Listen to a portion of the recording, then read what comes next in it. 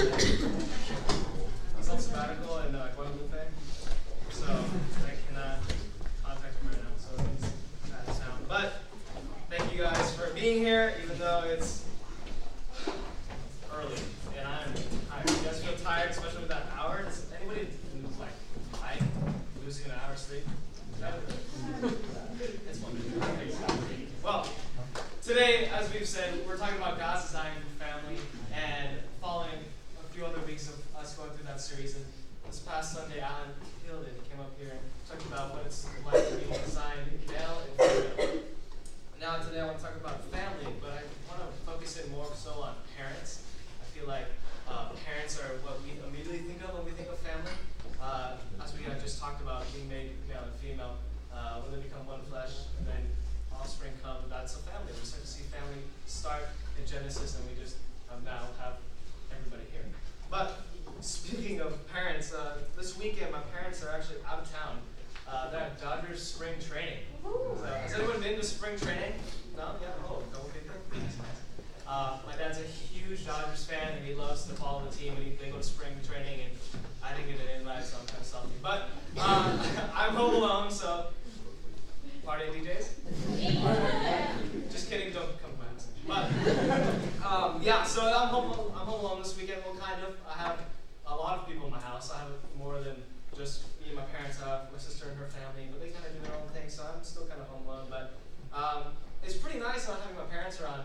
I'm in that weird age. I'm 21, so I'm in that weird age where I could possibly live on my own if I go out and get a job, but I'm broke, so I cannot do that. So I need to stay home, and I'm like, parents, I need to stay out of insurance as long as I can. But it's really nice to have a weekend where I don't have to hear, the parents of, chores and, hey, Daniel, can you do this or can you do that? And I hear that from my mom all the time. But she's still, oh, you're my little baby. I'm like, oh, yeah, I'm not. But I just always look here, hey, Daniel, can you take out the trash? Yes, I'll do the trash. Hey, Daniel, can you help me with this? Or hey, Daniel, can you help me with that? So it's pretty nice to not hear that this weekend. But it's so often that I tend to think about it more than I used to. I used to just be like, all right, I'll just do it. But now I'm just like, well, why do I actually have to do this? Do I really have to, I'm a grown man. I don't need to listen to my mom. He's like, oh, yeah, Dad, can you get the trash? No, I'm a man. Mom, I can do this whatever I want. But everyone can relate with having their parents asking them what to do. And I mean, sometimes it just feels like nagging. You're like, Mom, come on. And they always seem to ask you right when you're comfortable. It's always like when you've been sitting around, you're like, I'm willing to help for 20 minutes. And all right, there's nothing for me to do. And you go to sit down, and the second you sit down, they're like, hey, can you do something? And you're like, oh, and you gotta go and you gotta do that. But and there's times that I just really do not want to do it. And I'm just so lazy, or I just want to have time to myself. And I feel like a lot of us can relate to that. And it showed a lot this weekend. It was funny. I knew I was going to speak on this, and thinking about it. And on Monday, me and my mom had a little tussle, but we collect recycling in our house.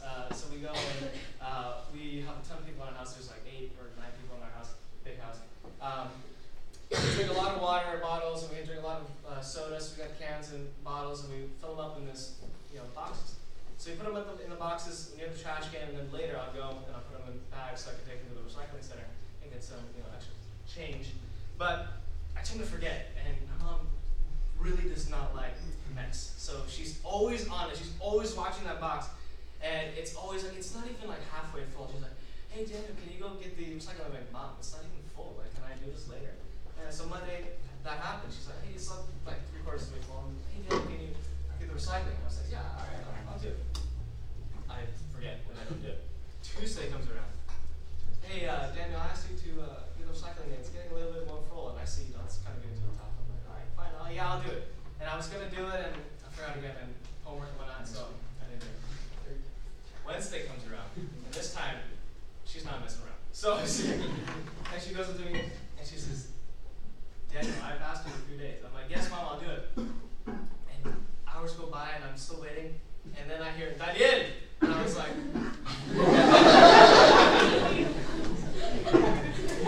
me tell you, if a Latina mom says your name in Spanish, you have hours to live. So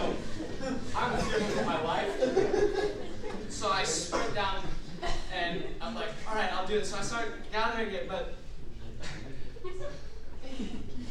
I just didn't do it at that moment. And I don't remember, but I just know I didn't do it. So, and then she comes and she's like, don't mess with me. I was like, all right, I'm sorry, I have seconds to live, let's go. And I get it, and I finally do it. But it took her 3 days and multiple times, and even kind of threatening me.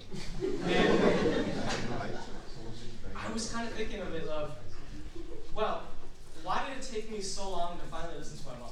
Why did it take me so long to finally do what she said? As I was reading this passage, it says to obey your mother and father. Did I really obey my mother during that time? But I didn't do what she said. I mean, in the end, I did what she said.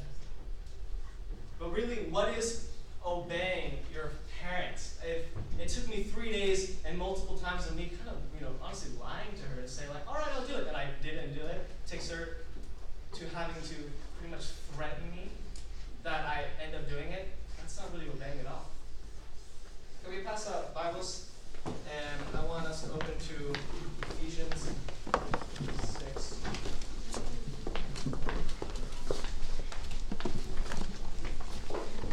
Ephesians 6, 1 through 4.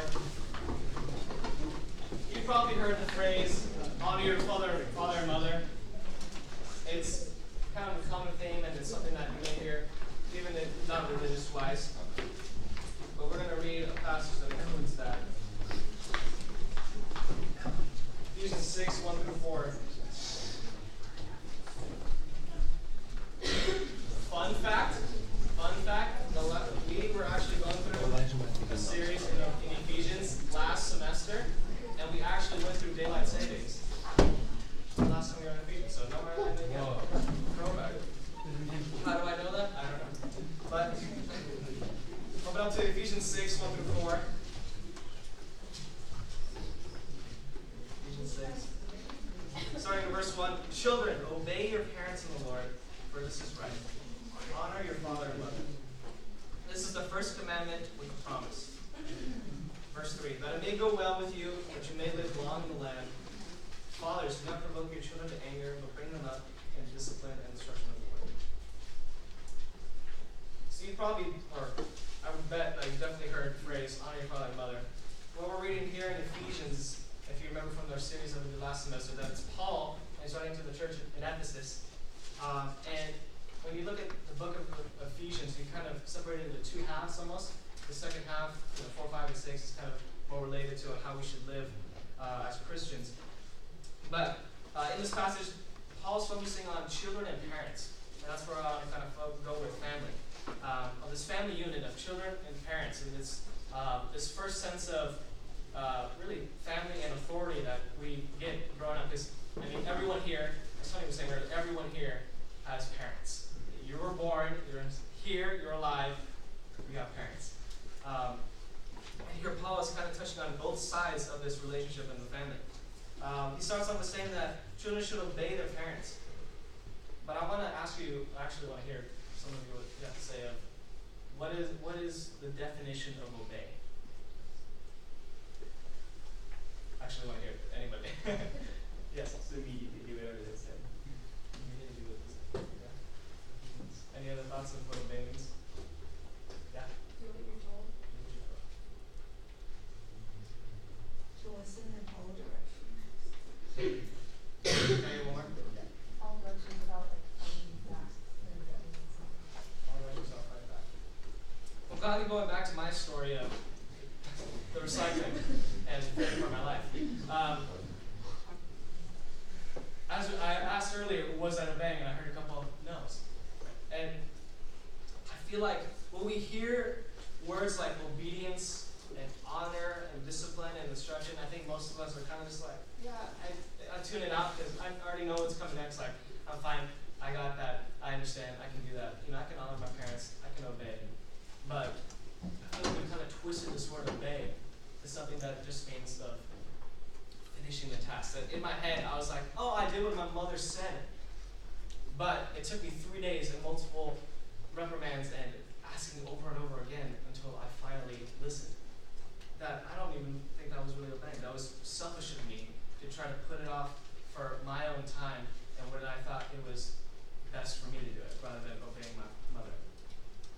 So I know I'm not the only one that does this, that thinks that we're really obeying our parents, but we tend to not. But really, what are those things that we don't want to obey? What are the things, what are those moments where you're like, you just really don't want to listen to your parents? That you really don't want to do what they're saying? Think about it. Just think about it. Like, what, is it like, I just don't want to do my homework. Your mom's asking you, Dad, do your homework. I'm like, Mom, I got it. Let me finish my game. Or is it, hey, get off that phone. You need to do that. I want to be on my phone. I can do that.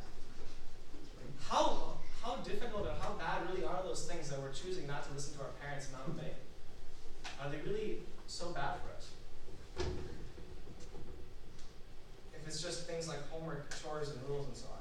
So why do we do this? Why do we choose not to obey our parents? It's something that I feel like a lot of us do, especially in society. Well, I can see some of you thinking of just like, well, homework and phone and rules is not the only thing that I just don't want to obey. Sometimes things are unfair. I feel like it's unfair to me of what my parents are telling me, or they're telling me the wrong thing, and I don't want to obey it because it's just not in my best interest. I feel like there's only a few things that fall into that category, and those things are things that cause physical, emotional, and mental harm to yourself or to others.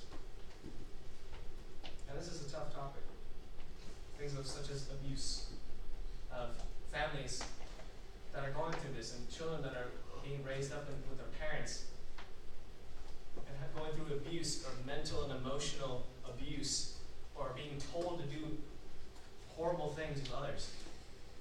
I feel like those are the areas that we kind of can shy away from obeying, because that's not being led from the Lord. But I want to go back to the passage. Here Paul is speaking to parents, and he says for them to bring them up in the discipline and instruction of the Lord. Parents are called to lead well and seek the Lord in their leadership. Parents play a crucial role, a God-ordained role in the discipleship of their parent, or of their children. Parents play a God-ordained role in the discipleship of their children. The parents are the first authority in a children's life, that they raise them up from a young age to older. And that here, in the passage that he's saying them at the end, verse 4, fathers, do not provoke your children to anger, but bring them up in the discipline and instruction of the Lord. Pushing them to say, parents, raise them in the instruction of the Lord. Aim for that. Strive for that. It's a double-sided ballgame where the parents are urged and commanded to lead them in this way. But as we go to the beginning, he focuses on children. And he also says, children, honor your father and mother. The classic phrase that we've heard all the time. So, where do we hear honor your father and mother? Does anyone know where that's originally from? The Ten Commandments. So here, a lot of people, you can think about it, the Ten Commandments. So I actually want to go and read that. Can we go to Exodus 20? Exodus 20, verse 12.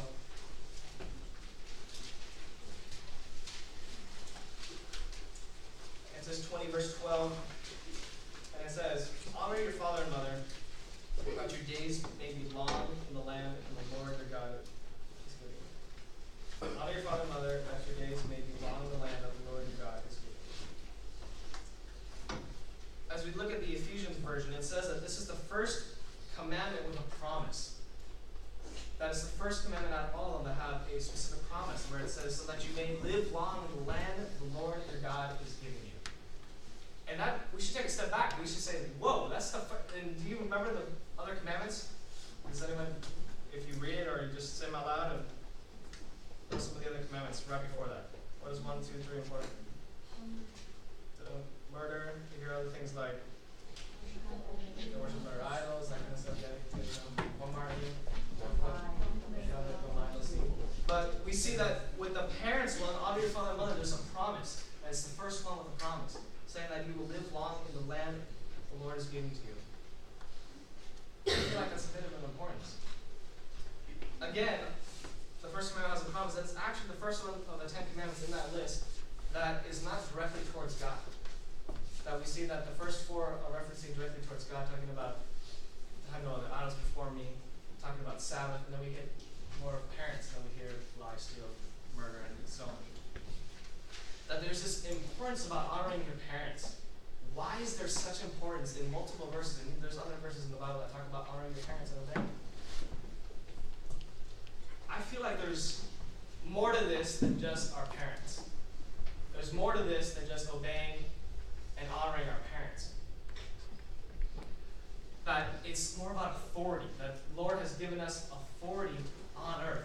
Romans 13:1 says, "Let every person be subject to the governing authorities, for there is no authority except from God, and those that exist have been instituted by God." That the Lord is holy and sovereign, and He has control over this world, and He puts people in our lives and our world in charge, and He has put parents as our primary, as our first line of authority.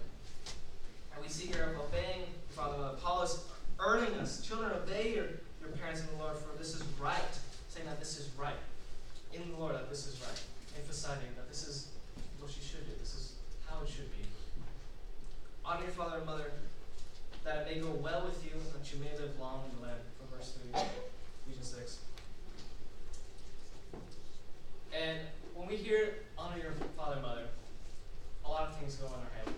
And a lot of you have different versions of family, and I understand that. I want to hear you, and I want to acknowledge that there are people here that don't have the normal American family of male and female parents and 2 kids and a dog. The classic American family. That some of you may have struggles and hardships when you hear the word family. Maybe parents that have left or don't care, or that weren't there for you. Or maybe it's not your parents that are taking care of you. Maybe it's other parental figures in your life, other family members, grandparents, or family friends. So I feel like this is where it's also leading towards. That the Lord is not only saying towards your parents, but to those who are directly in charge of you. And it's such a hard thing for us to obey. And I feel like we've construed it to thinking of it as obeying means almost like slavery.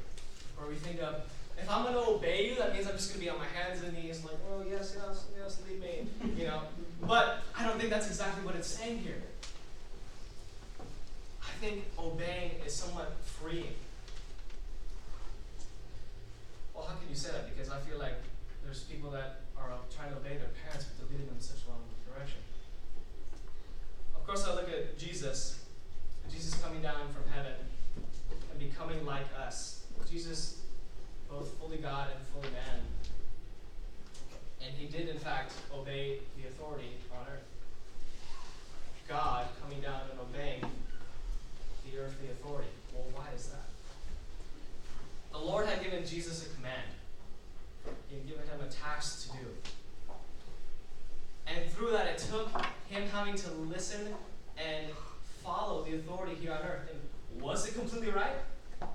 I don't think so. I mean, nailing him to a cross and making fun of him and mocking him, unfair trials and so on and so forth.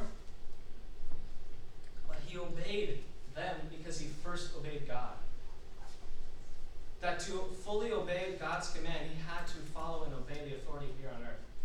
Was it just? Was it right? No. I mean, he was God. He could have just said, get off me, man. I'm following God. I'm going to go on my own path. But no, he said, I'm your willing servant, Lord. I mean, put it in our perspective, authority that may not be just or right or directly God. I mean, the cops. So you're driving and you're speeding, going to 90 on the highway, and you get pulled over for speeding, and you roll out and the cop comes up, and he says, excuse me, Dana, you were speeding? And I'm like, how do we follow God? Alright, like, what's going to happen? Like, come on. Like, what is going to happen if you just Tokyo drift away from the cop, right?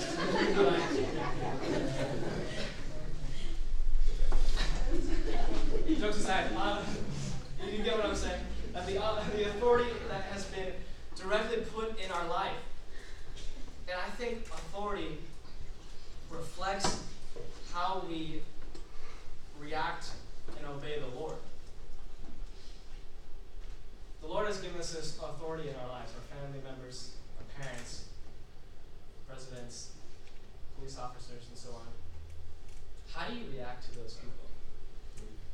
How do you react to things and rules and so forth? Because how much different will you react to your parents saying, Daniel, can you go take out the trash? And he's like, Mom, I don't want to do that, I'm so tired, blah, blah, blah. Versus me feeling that the Lord's calling me to work on some sin in my life. How much different am I going to react to the Lord's calling versus my parents? And I feel like I've thought of this too, and maybe some of you do, but I think we tend to think that we're separating them. Like, no, I don't have to listen to my mom this way, but I'll listen to the Lord that way. When you say like that, it doesn't sound quite so right. It doesn't seem like it's balanced. Then I can say, no, Mom, I'm not going to listen to you today. I have my own kind of plan for my life. I have my own plan for today, and I don't want to take out the trash right now. I'll do it tomorrow. But God, I'll fully listen to you. Take me out right now. It's a really difficult subject. And it's difficult because everybody struggles with obeying. It's their sinful nature. And I feel especially in American culture, we have this culture of doing it for yourself and pushing forward. And if the people around you are against you, then you push past that and you go for what you think is right. And you get from point A to point B that you think, and you're going to get there no matter who is around you. And then we hear the Bible saying, no, you actually have to submit. You have to obey. What I don't want to submit, I don't want to obey. I don't want to have to follow other people's rules. I don't want to have to submit and have to be someone's puppet. That we immediately kind of go to these areas, and I feel that's part of our culture as well. But Jesus being our ultimate example, Paul yearning us to obey our parents, I feel like it's more important than we actually really think. As Jesus having the ultimate example of following the Lord's commandment to death and following the authority even on earth that was unrighteous and unjust towards him. Yet he believed, Lord, I believe that your will for my life and your command on my life is more important than what this Roman soldier behind me is saying. How do we react and obey to God's commands in our lives? Do we react how I react to my mom when she tells me to take out the recycling? Dad, I'll push it to tomorrow. Oh yeah, I'll do that. I'll read my Bible. I'll go to church. I'll work on this in my life tomorrow. I need to do these things. I need to do my homework. I need to talk to my friends. I'm somewhere. I need to focus. Are we fully invested in the commands of the Lord like Jesus was? Or despite his surroundings and despite maybe thinking that's unfair because he's fully man. I mean, can you imagine being in that scenario? That's unfair. That's unfair that he was in that trial. It was unfair that they were against him. What did he do? Yet he knew the command that was given to him from the Lord. And he knew that to get there, he had to submit to that authority.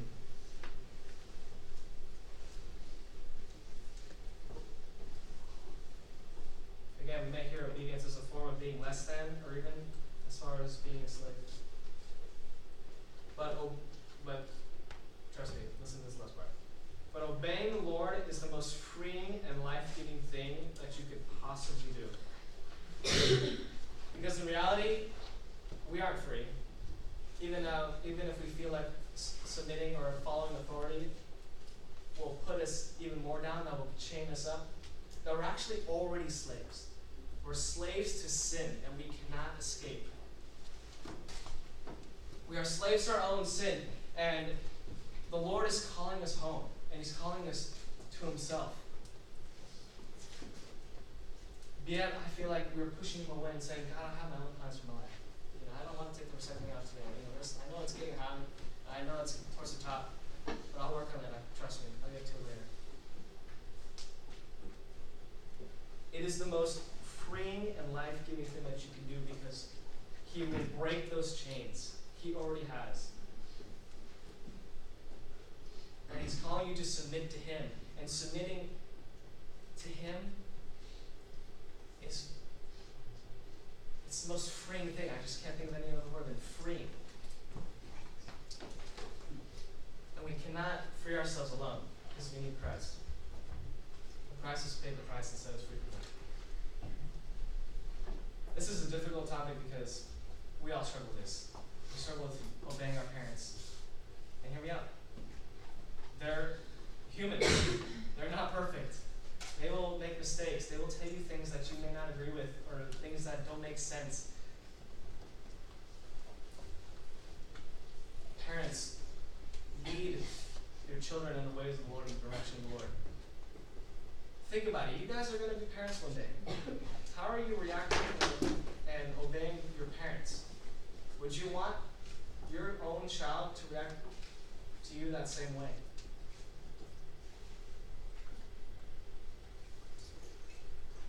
Because we're toying around with this idea of being parents. We're going to talk about next week of God's design for sex. And I feel like this world has twisted God's gift and made it into something that we're kind of toying around with. And honestly, if you're playing around with that, I believe that if you're involved in sex, that you're actually admitting that you're willing to be a parent. How do we feel about that, of having a possible child, and how are we going to raise them, and how are we going to react when they react to what we're saying to them? How are we obeying and going about life? How are we following our parents and the authority in our lives? And also, how are we following and obeying the commands and directions that the Lord has in our life? I want to give us a few minutes. We're going to play some music. But I just want you to think of what is one thing that is holding you back from fully submitting to the Lord. Submitting requires trust. Do we really trust that the Lord has something better for us? Jesus did.